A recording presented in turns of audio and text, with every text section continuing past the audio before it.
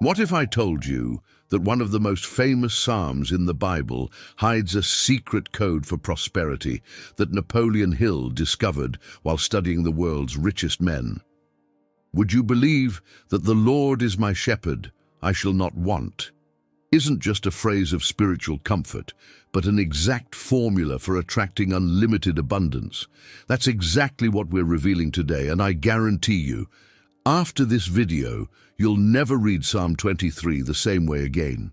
The truth is that most people recite this psalm asking for protection, seeking comfort, but completely ignore the manifestation power coded in each verse. Napoleon Hill spent decades studying millionaires and discovered something stunning. All of them, consciously or unconsciously, applied the principles hidden in this psalm.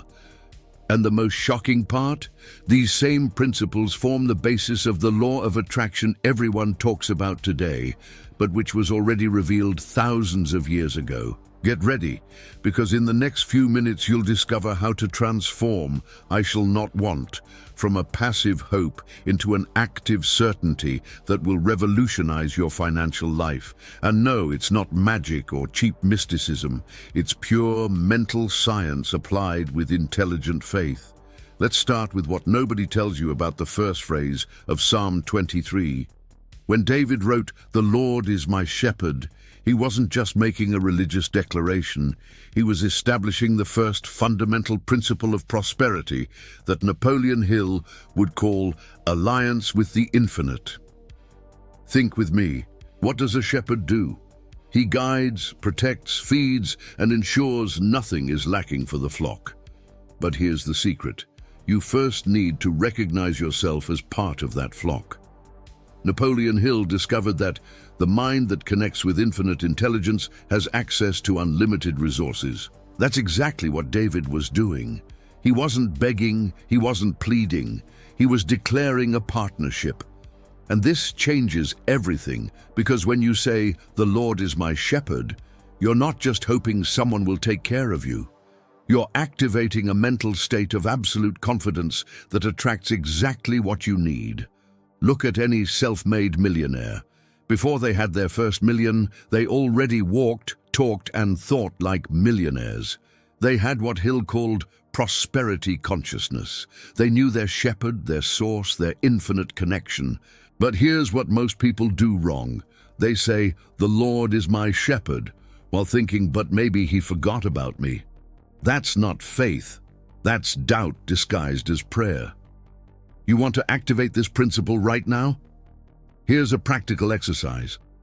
For the next 7 days, wake up and before checking your phone, before thinking about bills, before letting worry enter your mind, declare out loud, "The Lord is my shepherd, therefore I am guided to perfect opportunities today." Don't just say it, feel it. See yourself being guided, because faith without mental imagery is just empty words. Now pay attention to what happens next in your day. You'll start noticing opportunities you missed before. People will appear with exactly what you need. Ideas will flow. Why? Because you aligned your mind with abundance instead of lack. You connected with your shepherd. Think about this. Have you been living like a sheep with a shepherd, or like a sheep lost in the wilderness? Because the difference between prosperity and poverty often lies not in what you have, but in recognizing who guides you. If this is making sense to you, hit that like button right now, and let's keep going. Now comes the revolutionary part that will blow your mind. When David declares, "I shall not want," he's not making a wish, he's stating a law. Napoleon Hill called this the law of supply, and here's what he discovered. Whatever the mind can conceive and believe, it can achieve. But there's a secret in the original Hebrew that changes everything. The word translated as want doesn't mean desire, it means lack. David is literally saying, "I shall not lack anything." This is huge, because most people live in what I call lack consciousness. They wake up thinking about what they don't have. They go to sleep worried about what's missing. They pray from a place of desperation. But David is showing us the millionaire's mindset thousands of years before modern success psychology. He's saying, lack is impossible in my life because I'm connected to the source of all supply. You know what's fascinating? Every billionaire Hill interviewed had this same mindset. They never focused on lack. When Henry Ford was broke, he didn't think, I don't have money. He thought, I have ideas that will transform transportation. When Andrew Carnegie started with nothing, he didn't say, I'm poor. He said, I'm building an empire. They understood what David knew. When you're truly connected to your shepherd, lack is an illusion.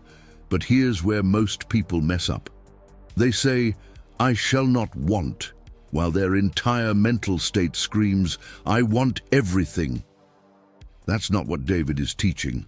He's showing us that when you truly trust your shepherd, want disappears because you know supply is guaranteed. It's like having a billionaire father who loves you unconditionally. Would you worry about your next meal? Would you stress about rent? No. You'd live in complete confidence.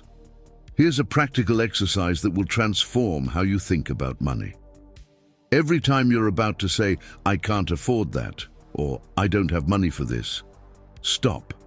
Instead, ask yourself, if I truly believed I shall not want, how would I approach this? You're not denying reality. You're shifting from lack consciousness to supply consciousness. You're thinking like David, like Hill's millionaires, like someone who knows their shepherd. Napoleon Hill discovered that poverty consciousness attracts poverty, prosperity consciousness attracts wealth. Which one are you feeding every day? Because every thought about lack is a vote for more lack. Every thought about supply is a vote for more supply. You're either affirming, I shall not want, or you're affirming, I shall always want. There's no middle ground. You want to know something powerful? The richest people in the world don't chase money. They chase value, knowing money will follow. They don't worry about lack because they're too busy creating supply. They live, I shall not want, not as a hope, but as an operating system. What operating system is running your life right now? Have you noticed how David doesn't say, I hope I won't want, or maybe I won't want, or if I'm good enough I won't want?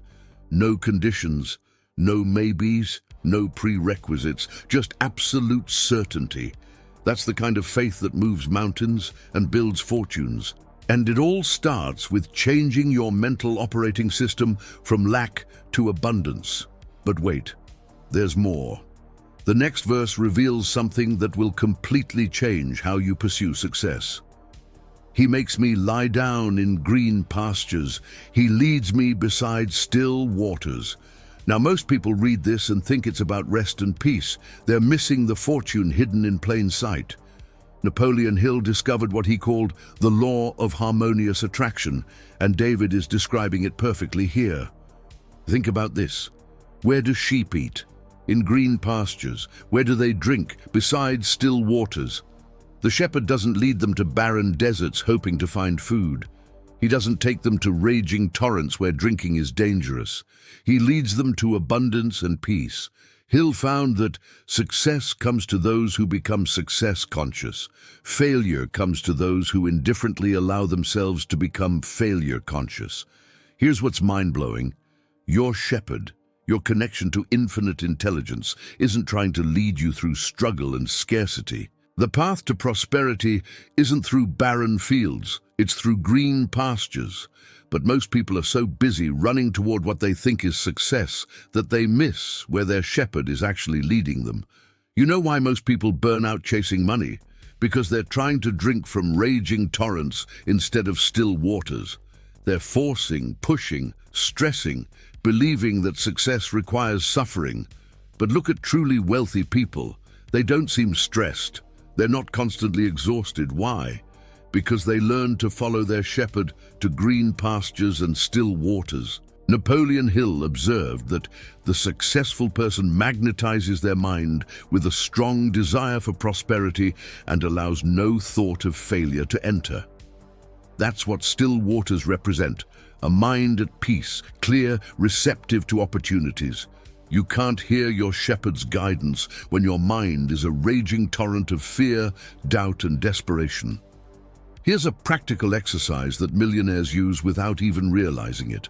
Before making any major decision, ask yourself, is this leading me to green pastures or barren fields? Is this still waters or raging torrents? Your inner guidance, your connection to your shepherd will tell you. But you have to be still enough to listen.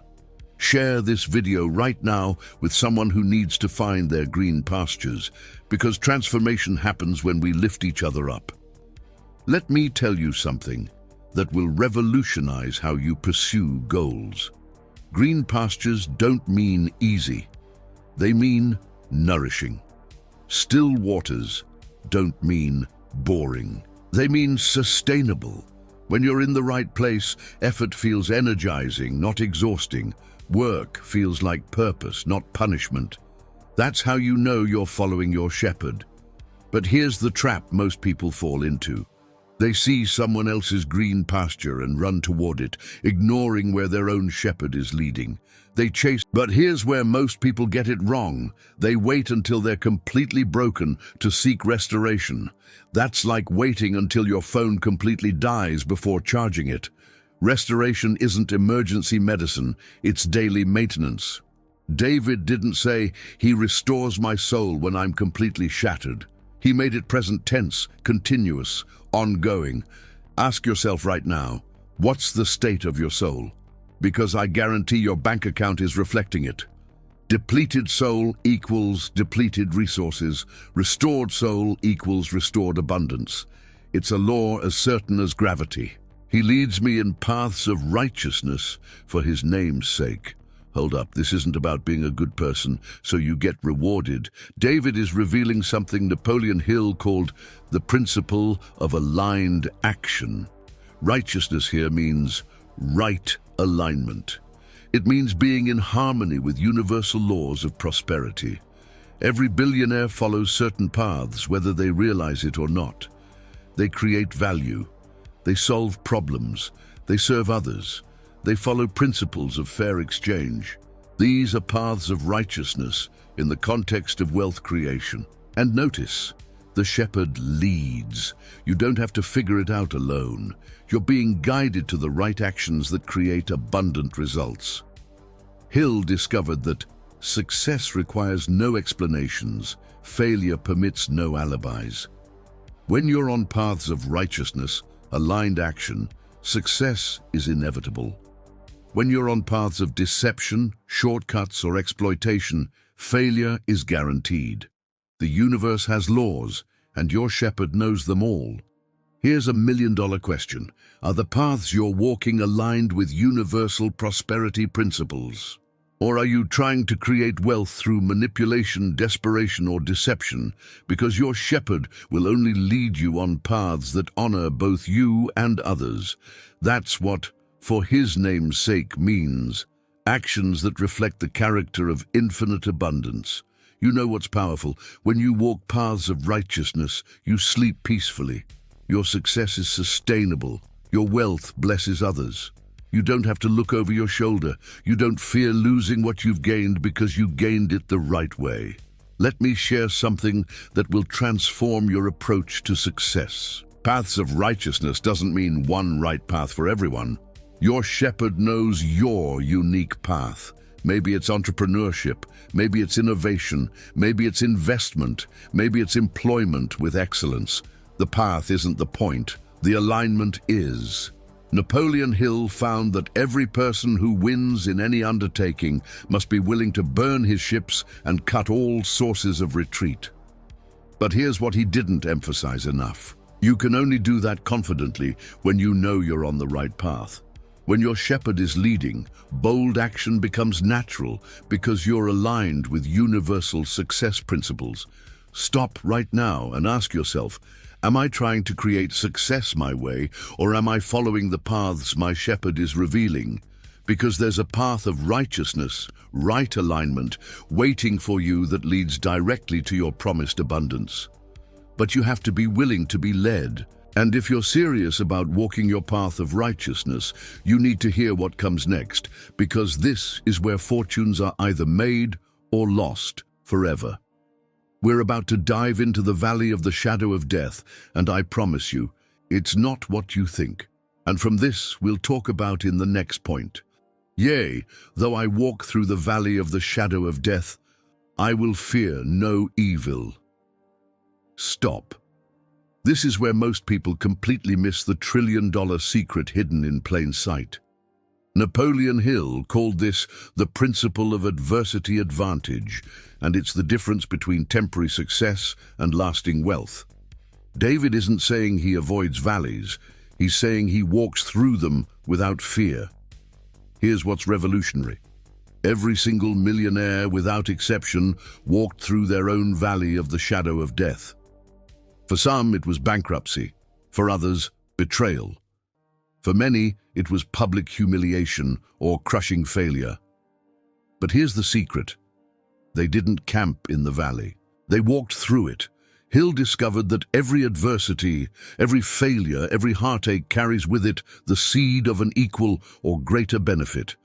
You know what the shadow of death represents in wealth creation? It's that moment when your business is failing, when creditors are calling, when everyone thinks you're finished. It's the shadow. Not actual death, but the appearance of death. And that's the key distinction David is making. It's not the valley of death. It's the valley of the shadow of death. Shadows can't actually hurt you. They just look scary. But here's where David reveals the billionaire's mindset. I will fear no evil. Not I hope I won't be afraid. Not I'll try to be brave. He declares with absolute certainty, I will fear no evil. Why? Here comes the power phrase, for you are with me. Your shepherd doesn't abandon you in the valley. In fact, that's where the shepherd's presence is most powerful.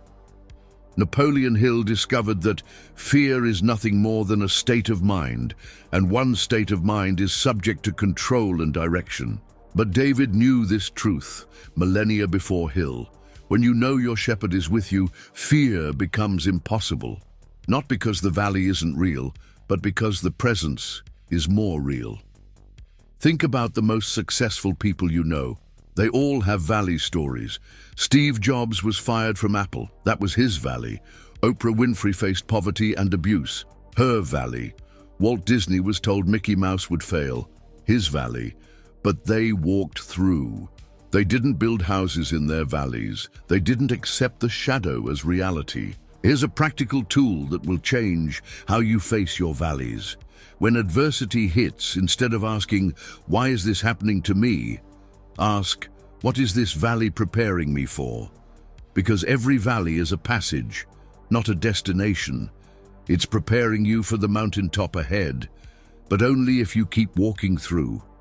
You want to know something that will blow your mind?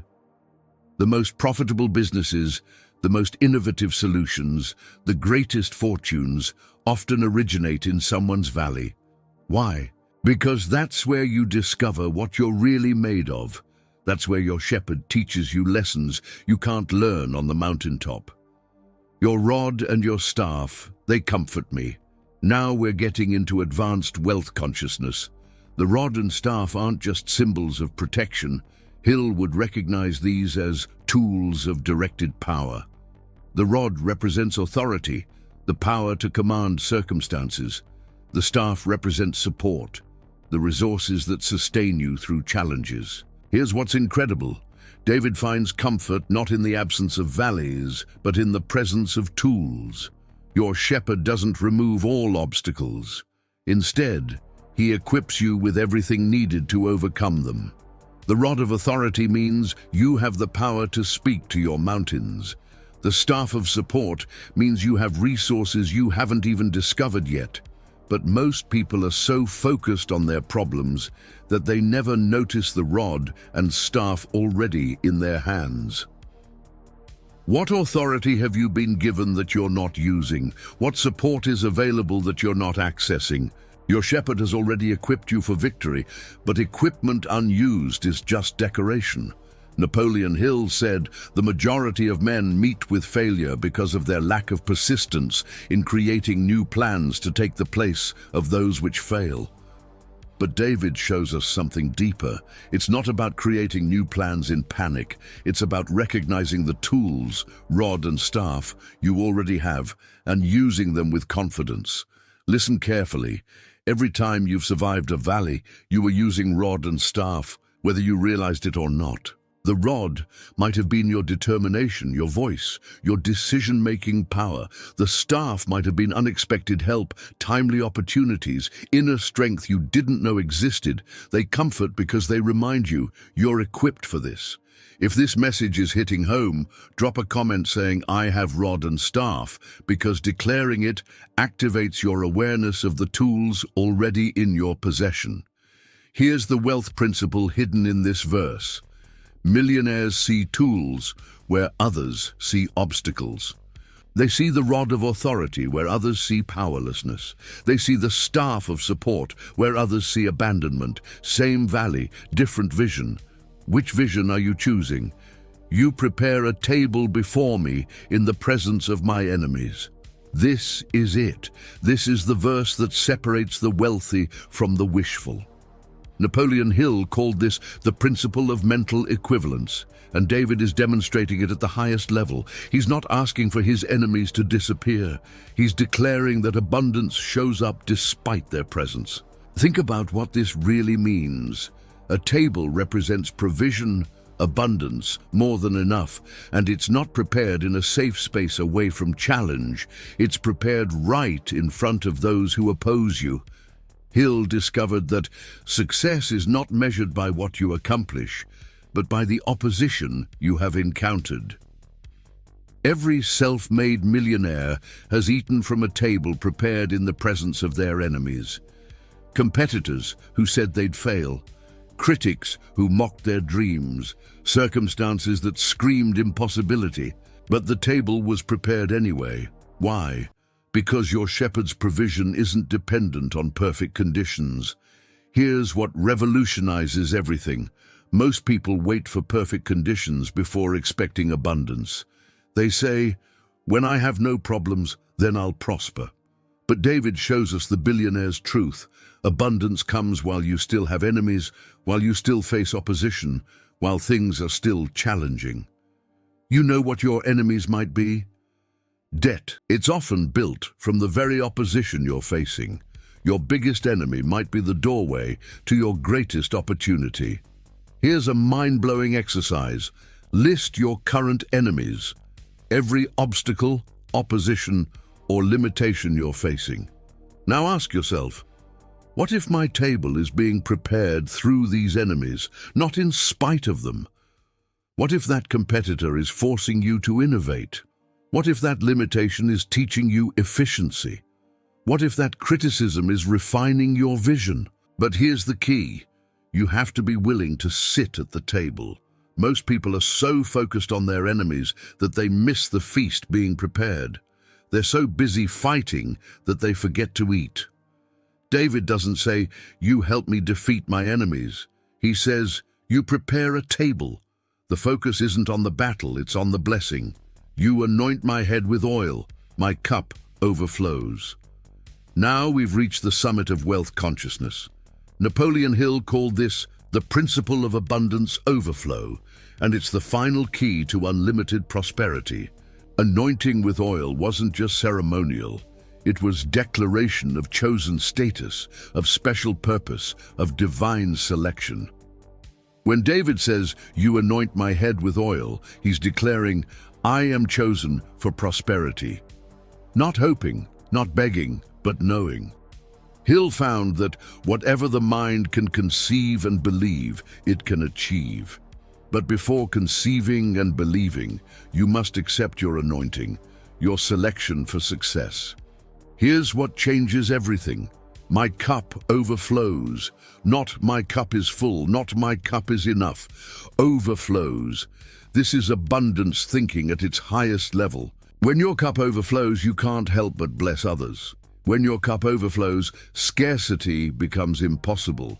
When your cup overflows, you stop worrying about running out because the flow never stops. But most people live with what I call just enough mentality. They pray for just enough to pay bills, just enough to survive, just enough to get by. David is showing us that your shepherd doesn't do just enough. He does overflow. The question is, are you positioned to receive it? Napoleon Hill discovered that no one is ready for a thing until he believes he can acquire it. The anointing comes before the overflow. You must first accept that you're chosen for abundance before abundance chooses you. You must believe you're worthy of overflow before overflow becomes your reality. Here's the practical application that millionaires understand. Overflow isn't just about receiving more. It's about becoming a channel of blessing. When your cup overflows, you create opportunities for others. You solve bigger problems. You impact more lives. The overflow isn't for hoarding, it's for multiplying. Ask yourself honestly, have you accepted your anointing? Or are you still living like someone passed over for prosperity? Because your shepherd is ready to anoint your head with oil, but you have to bow your head to receive it. You have to acknowledge your worthiness for overflow. Share this video right now with someone who needs to understand their anointing for abundance, because your overflow can activate theirs. Surely goodness and mercy shall follow me all the days of my life. This is the wealth affirmation that seals everything. David isn't hoping. He's declaring with absolute certainty, surely. Napoleon Hill said, faith is the starting point of all accumulation of riches. But David shows us something beyond faith. He shows us knowing. When goodness and mercy follow you, you don't have to chase blessings.